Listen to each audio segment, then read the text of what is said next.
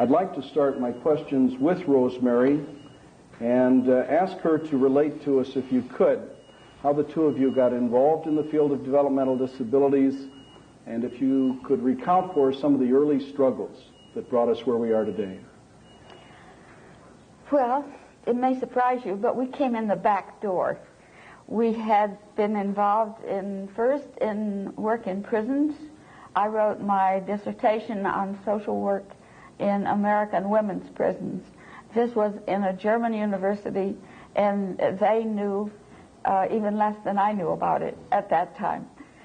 But it was an exciting thing to be involved in, and eventually we moved to juvenile delinquency, worked in an institution in New York State, and finally Gunnar was executive director of the Child Study Association of America, which was a parent involvement organization, which was excellent training for becoming executive director of the National Association, the ARC-US. And those were very exciting times. As anybody who's been around a while can remember, everybody was against anything the parents tried to do, it seemed. Of course, we came in not only by the back door, but late, because this was now 1957, and the parent movement as such had started in 1950.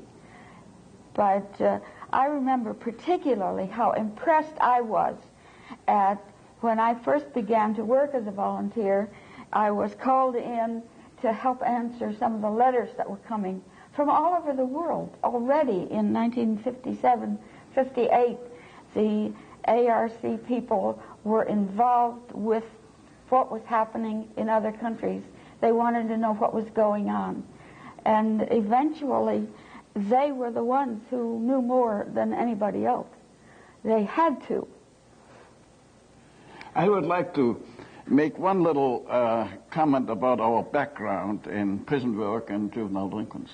You see, there we met up with a lot of people who were considered, who were judged to be mentally retarded, but were not mentally retarded at all. They had been school failure. They had not been allowed to go to school. They came from families of migratory workers who had no money, no opportunities. So from the very beginning, we learned to be rather suspicious about labeling, learned to be rather suspicious about people who made judgments on other people, quite unjustifiably. And this has been a good background for us, because we have felt all along that to this day, very often, we discriminate against other people, feel they're different, when in fact they are by no means as different.